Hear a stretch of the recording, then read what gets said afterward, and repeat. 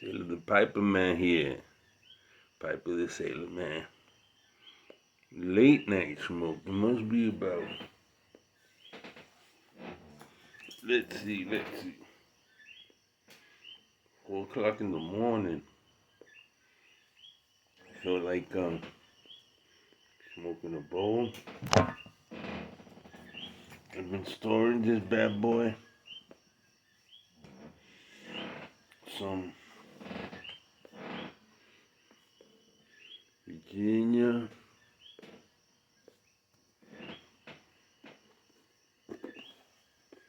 Mixed with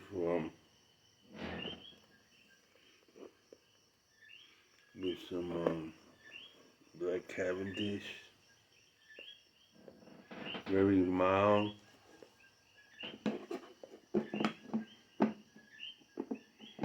This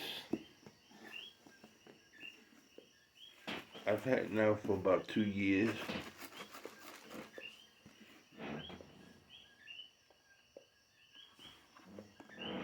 I had tons of this, and I decided I'm not gonna smoke it for a while. I'm gonna let it sit. I got the tobacco on the road heading to Yosemite National Park when I was in California. That's the last of it. And from what the gentleman, the tobacconist said, I actually went into a tobacco shop. It was some California farmer. He bought most of it. We had grown. Was trying to grow, but the tobacco laws just ran him out. And he bought the lot. That's the end of it. Isn't that a damn shame? When you come across pipe tobacco and it's not gonna be made anymore, and you have like a last 10 or last uh, couple of ounces of it, you tend to want to milk it.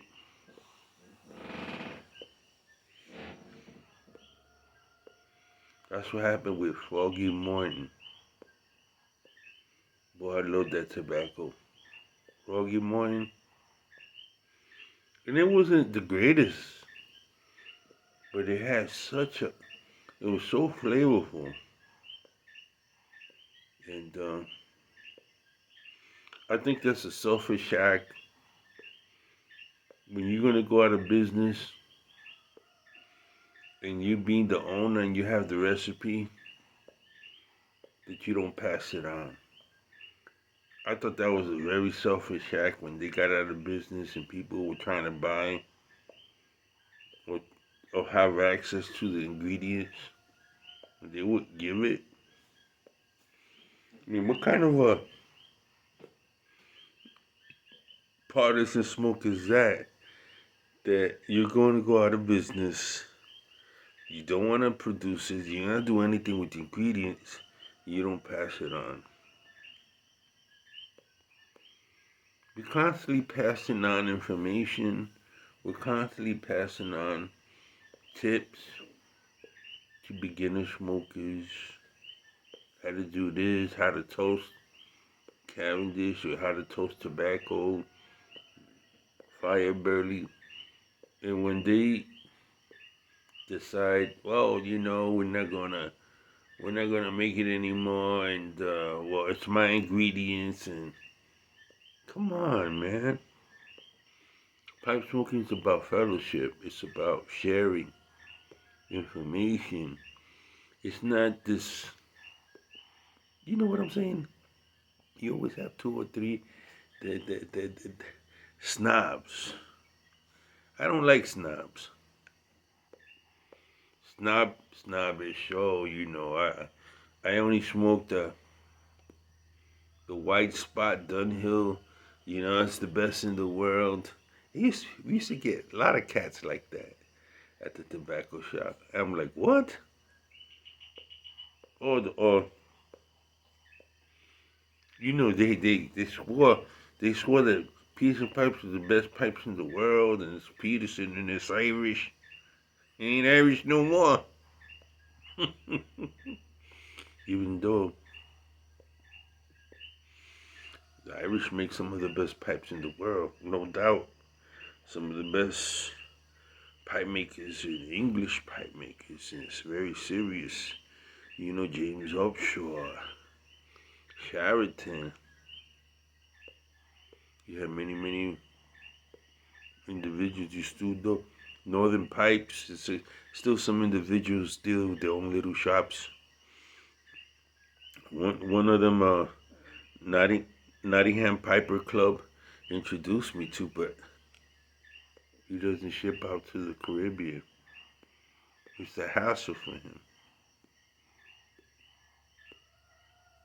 And I refuse to buy estate pipes. Well, that can make me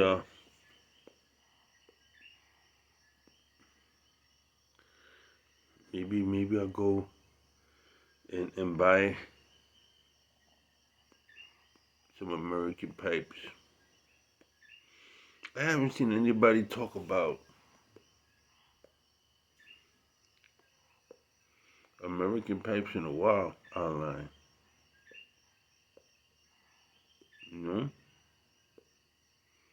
It was something to talk about American pride. There was a pride about talking American pride. Guys don't talk about them anymore. Not that I know of. So it was pride. It was Dr. Grable. You know, besides Dr. Grable, there were so many other pipe makers. K. Woody, Wally Frank.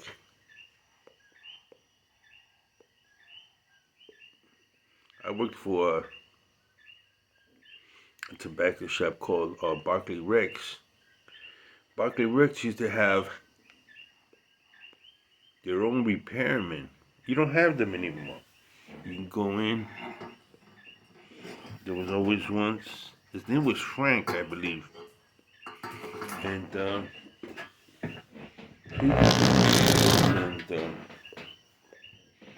I remember the good thing about Frank is he was always cautious about what kind of briar he sold you. Yeah, he had some integrity. That's no good. Put that aside here. You want this? It's gonna cost you extra $10. He would say, "We're gonna smoke." You know, get rid of that stem. Let me make you a stem. And he'd make you a stem that would fit you. And then he put Barclay Rex on it. If you can find them, let me tell you, that Algerian briar, man. Best in the world. Best. I know my uncle, World War II veteran, fought in the North African front.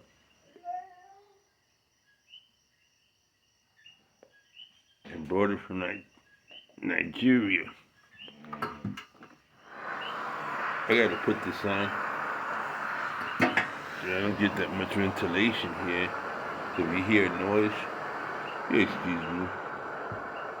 This right here, it's made in the Pyrenees, St. Claude. Sean something, I forgot the.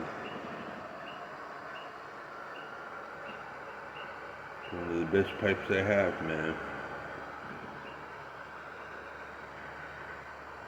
A rubber bit. It's nice shape. This is I don't know if this is a classic shape or not. But let me tell you, it just sits right, contour my chin. So you had these American pipes and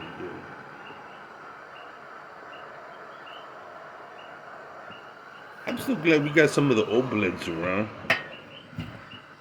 It's nice to know I can always go back and old blends.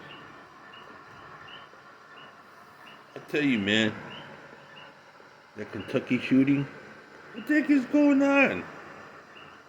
What in the heck is going on? I watched something where some guy jumped over about a 5, 6 foot wall to gun down little children at a nursery. Have you ever heard such a thing? Just went off. I'm telling you, man.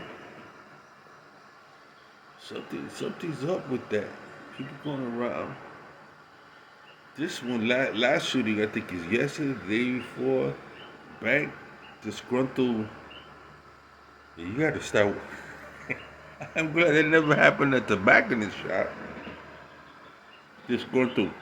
You sold me the wrong tobacco. Jesus Christ. Over here. Now, there was one guy, two of them, that have been making videos, really nice videos. And he went and did some research on Mr. Brog pipes come out of Poland. Let me tell you. And they're selling on Amazon. And you know how people get, listen, if you want a Mr. Brog and you got to get it on Amazon, I know Tono's got Mr. Brog. They're pretty good. I can tell you they're pretty good pipes. So, the material's not going to be all time briar. You're going to get cherry wood and you're going to get pear. Or whatever. But their work, their craftsmanship is outstanding, man. More power to those Polish guys,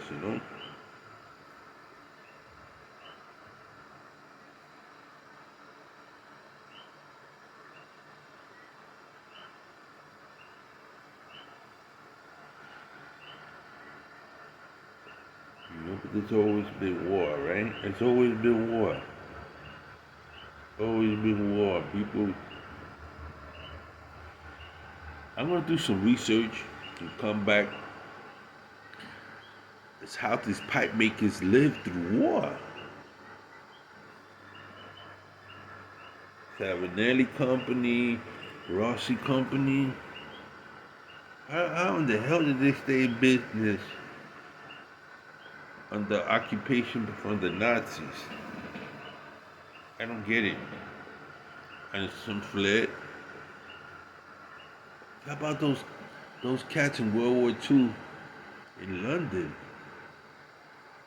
The bombing of London, the battle for Britain. How do they keep tobacco? How did the Peterson Company, what did they do during that time? You ever thought about that?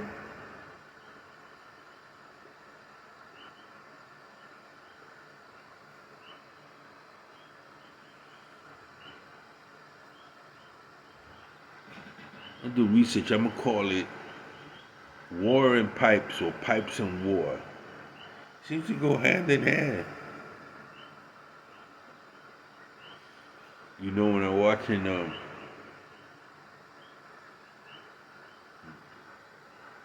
Tolkien's epic, The Hobbit, and the other movies that came out, Bo Baggins always had those long pipe stems. Oh, good news. Listen. Viking, Danish company of pipe and cigars, has a sale on church warden. The difference between their church wardens, they're coming out. Check it out. It's on pipe and cigars. The long stem Churchills with big bowls. I hadn't seen those in such a long time. They're like for $64, $65. Nice. I'm gonna get me one. The collectibles too. You're gonna put them out, and then after that, you're gonna stop. So, if you're church warden for the Senado, I'm a church warden aficionado. I really enjoy the. That reminds me, I gotta order some of that Presbyterian blend. I really enjoyed that.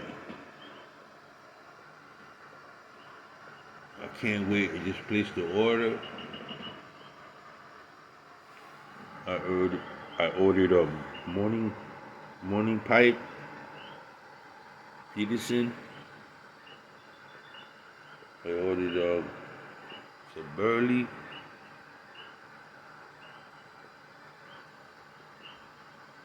Ordered some cleaners.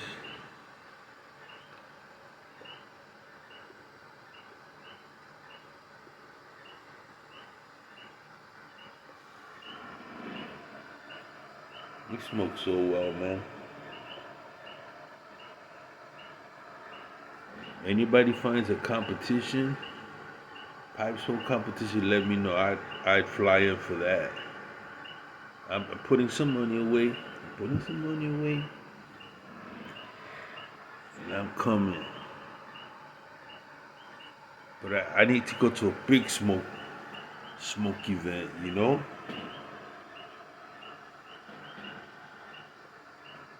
And I'm gonna walk in there with a bullhorn. There's a say the piper man, piping sailorman from the island of Puerto Rico. Boy, you gonna know I'm dead.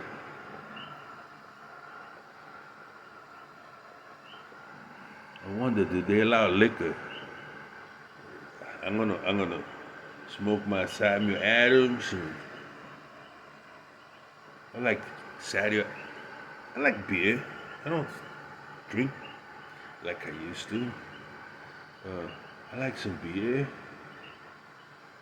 I like Meisterbrow, Foster beer from Australia, Mount Rainier beer. I like local beers. There's a lot of different local beers, which is nice. Boston Lager. Meisterbrow. Oh, here's a good one. I was on Marseille, Southern France. I was with a unit. Can't tell you the unit. They're classified. I was with a unit, and you were getting vital information about the Red Brigade, the terrorist group, and we were working with Interpol. So I got a chance to go to France and Italy. So you were tracking this other gang called Wolfgang in Germany. This is like early 80s. And there was another gang that were kneecapping Italian politicians. This is in the 80s, so if you weren't around, you're not gonna know. You're gonna have to look it up. And it was some terrorist group. The IRA was still active, and they were getting funded by Gaddafi, I think, military camps and stuff like that. And we were trying to find out a couple of terrorist groups from civilian clothes they were sending us to gather information. There happened to be one. So we took a day off and we went to these cliffs. And we bought a keg of Meisterbrow. No, it was Labatt's. So we were all drinking, and this one guy who was from Hawaii, Samoan, was with, I bet you guys can't jump off this cliff into the water. We like about 25 foot dive into the water. Water would come in, water would go out. Water would come in, go out. So we all standing there, and all of us were alpha males, man.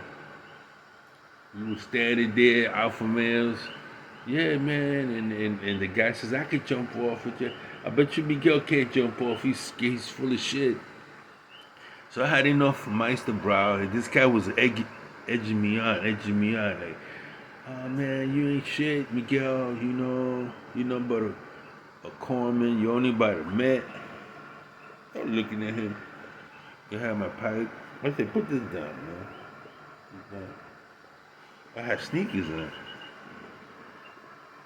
He was standing there, he was etching me on.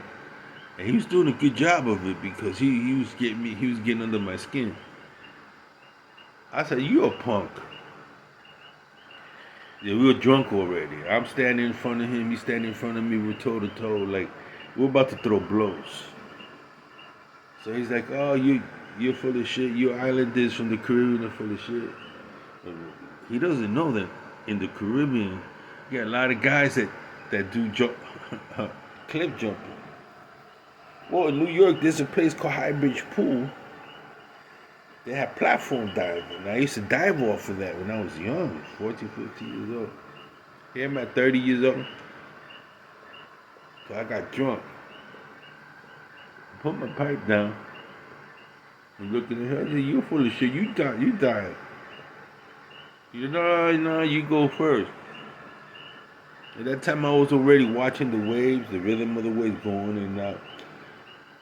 The next wave that came in, man, I turned around and just jumped off. They were like, ah.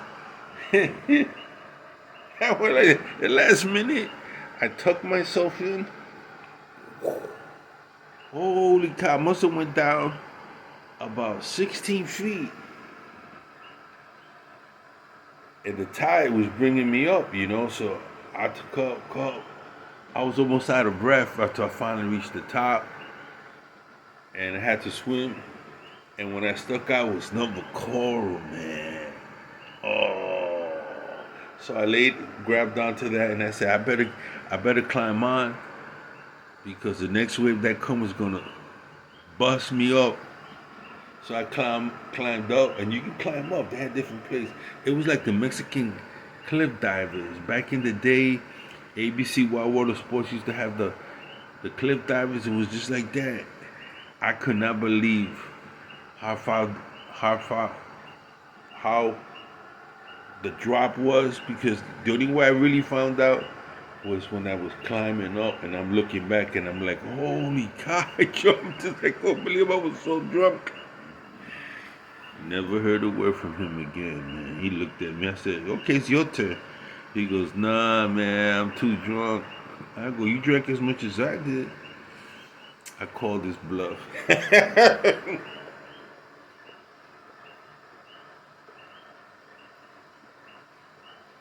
Well, Sailor the Piper and Piper Sailor Man.